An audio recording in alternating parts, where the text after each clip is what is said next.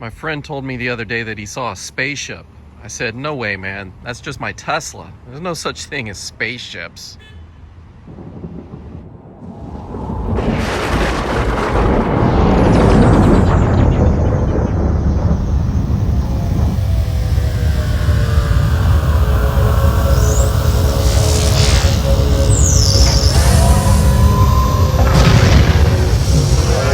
So we're not alone?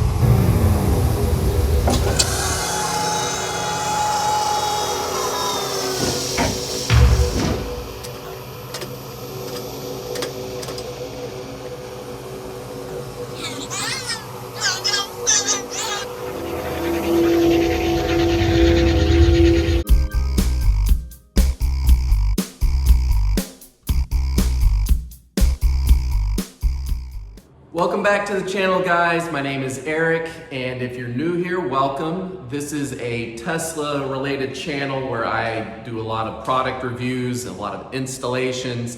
I try to be as technical as I can be just to make it easier for you guys. So if you're into that, you're in the right place. So what are some of the features that you wish the Tesla came with that it doesn't currently have? A lot of people say, I don't know, Android Auto, Apple CarPlay, maybe a camera to put on the front that you can see the road in front of you. There's all sorts of things, and I've got a solution for that with today's installation. Here's one hint. Looks like a video camera. Maybe it is. So as you know, I've been rocking that heads-up display for a while now. But now there's a new contender. Let's see what we got going on here. Aha! Looks good. So this is one of the latest products from the wizards over at Hansshow. It is a new center screen slash binnacle, whatever you want to call it, behind the steering wheel that most traditional cars have. The Model 3's only got that center one in the very middle of the car. This just adds some extra features that a lot of people have been asking for. So my car might be the only one in existence rocking the 3 screens as far as I know of. I've got the heads-up display there, I've got this steering wheel display here, and of course the main center screen from the Tesla. But yeah, I think it's kind of funny. Yeah, I'm leaving that one just for now. I could disconnect that at any time. It's super easy to unplug that. But yeah, I just thought it was kind of fun to have both and play around with it. But yeah, so this is a high def screen. It's 720p. There are several features here. There's a couple things that I like here. You can open the door here, and you see it's got the graphic that shows the door is open, which is cool. It's very similar to what happens over here. Let me close the door. You see both of them close at the same time.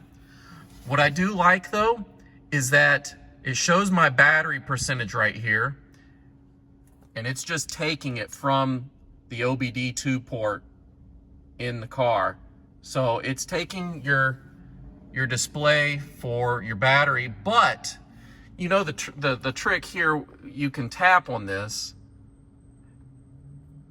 and it now tells you how many miles you have on your battery.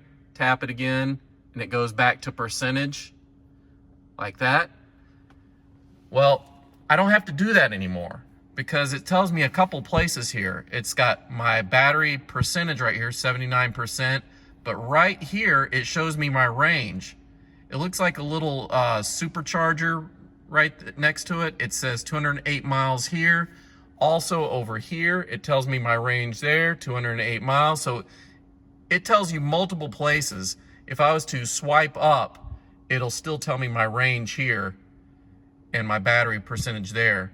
This just happens to be one of the things you can select. This is, by the way, touchscreen, as you can see. So right here, what I like, it's got a speedometer here. You're also a more traditional digital speedometer here, but over here, it's taking its, you know, over when you're driving, you've got the range here where it shows you when you're putting energy back into the battery. that's basically all this is right over here. This is supposed to be your horsepower, and when you're really mashing on the accelerator, that needle goes up, but when you're letting off and you're putting battery back in, it actually goes into the negative down here.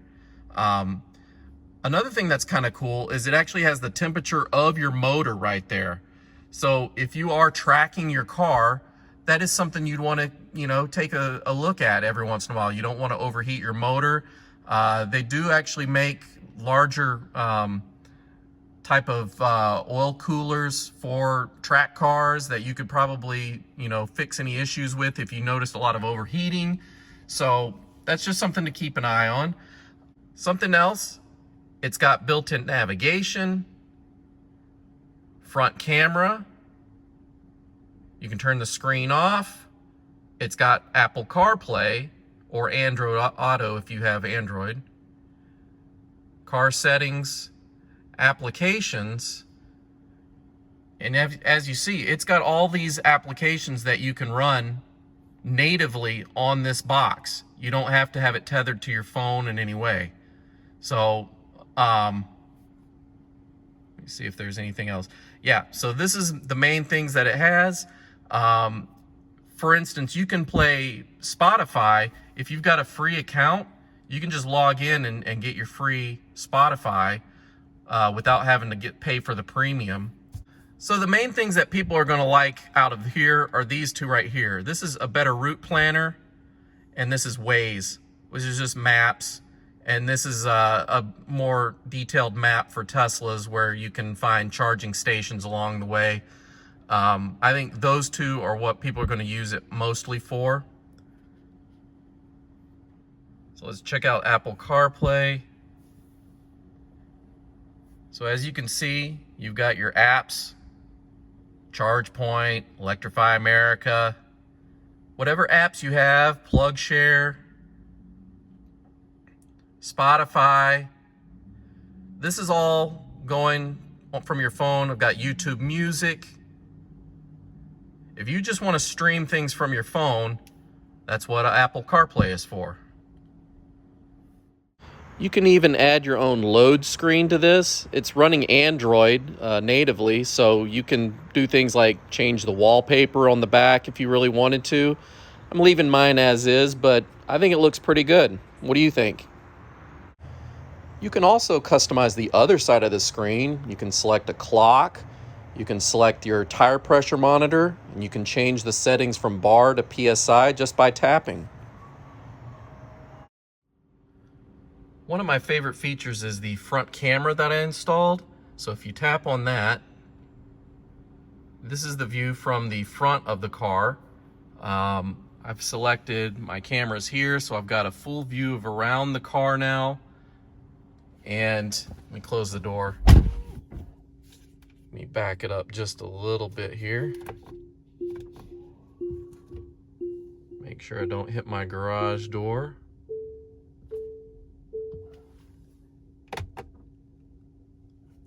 And you can see, now you can pull the car in and not hit anything. There you go.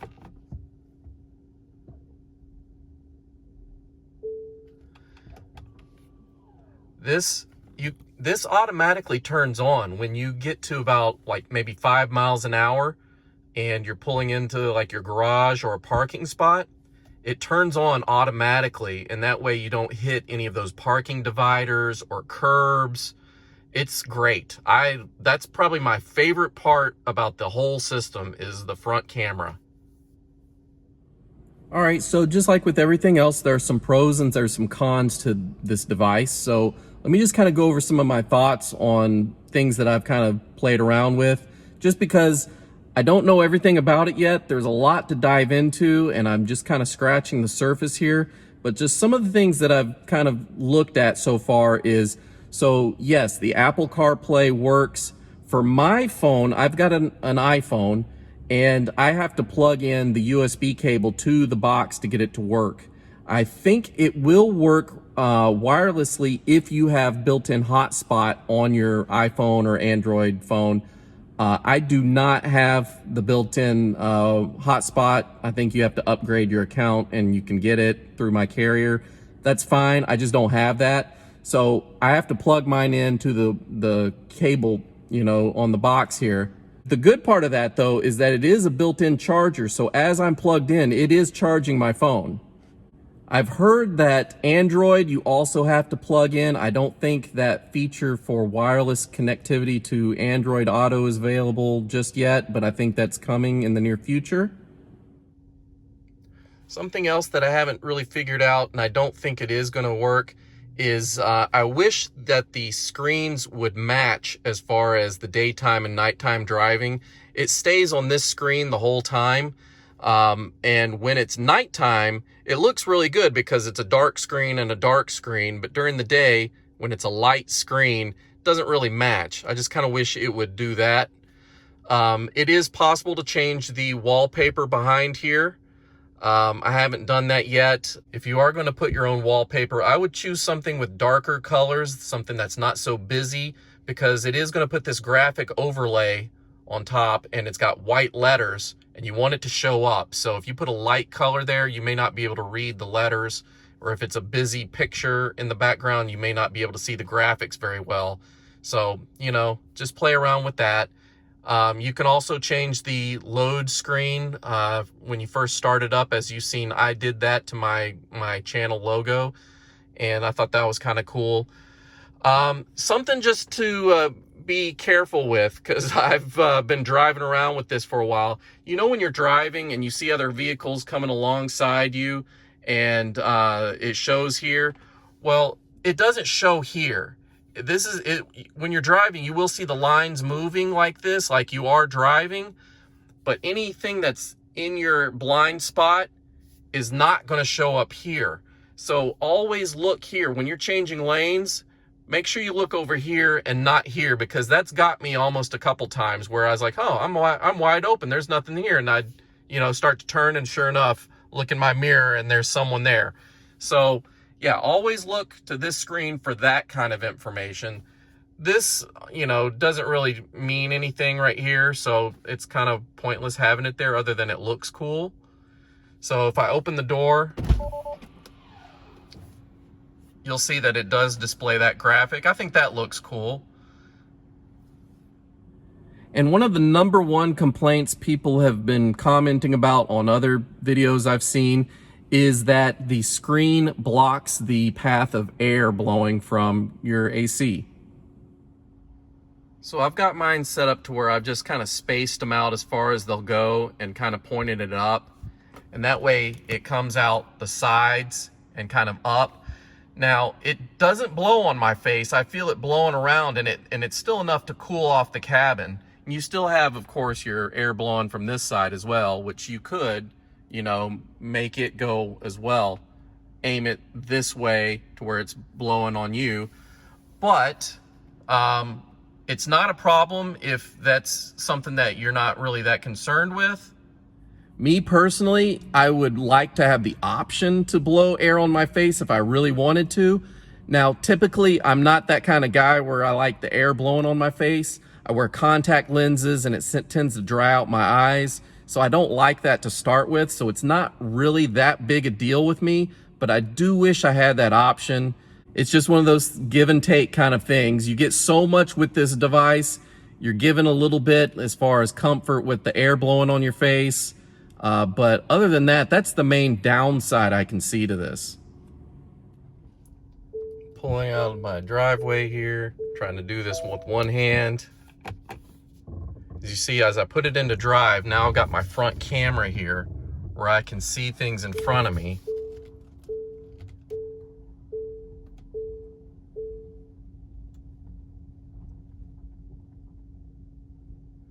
And this will stay on for about 30 seconds after you drive. And then it goes back to this main screen here. Now, while I'm here, one thing I will say, another downside, is that to get a view of this, I did have to raise my steering wheel up maybe an inch, which actually isn't that big of a deal. It's not that I'm not comfortable like this. It's just I typically have it a little bit lower to where, You know, I'm just used to holding it lower. So that's fine. It still is fine. If you want, though, that's why the new Plaid Model S and Model X have the yoke steering wheel. It cuts across, like right here where there's no steering wheel on top, because it's got a binnacle that comes with the car behind here. So if you had a yoke steering wheel, it wouldn't be a problem at all. In fact, Hansshow sells yoke steering wheels. Maybe I'll talk to those guys. As you can see, the screen is a little bit more glossy. I do have my matte finish screen here from Abstract Ocean. I'll put a link in the description for that because this is a lifesaver.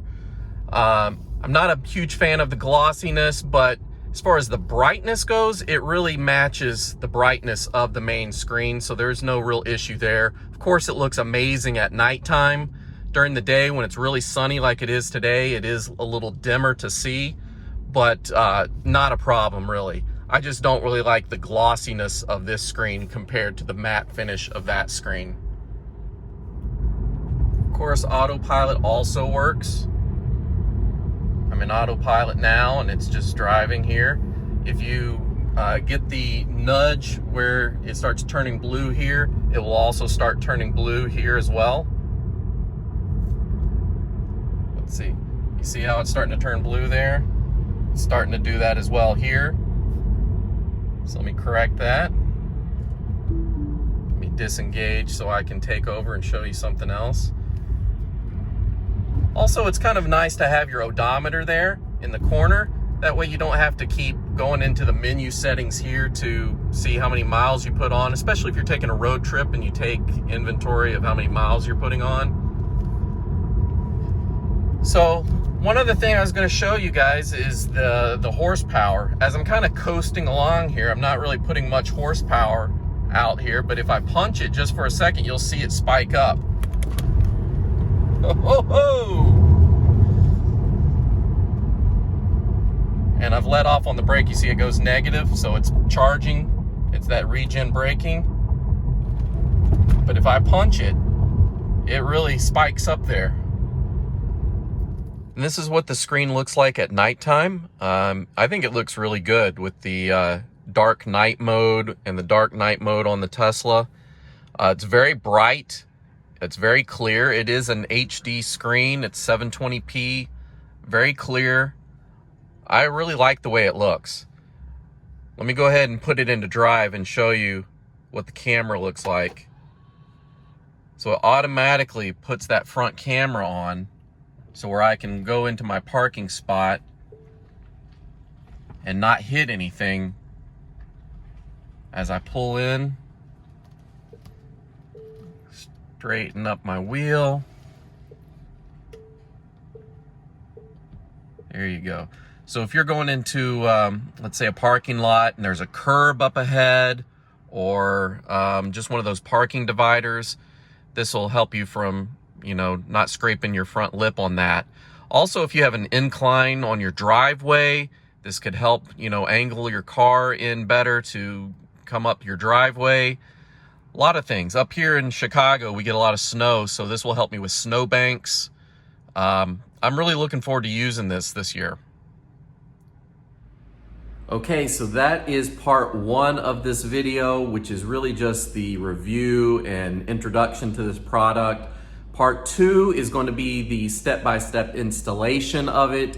It's not very difficult, but there are a couple little finicky things that you'll need to pay attention to, and that'll be all in the next video. So I will see you guys real soon. Take care, have a good one. Bye-bye.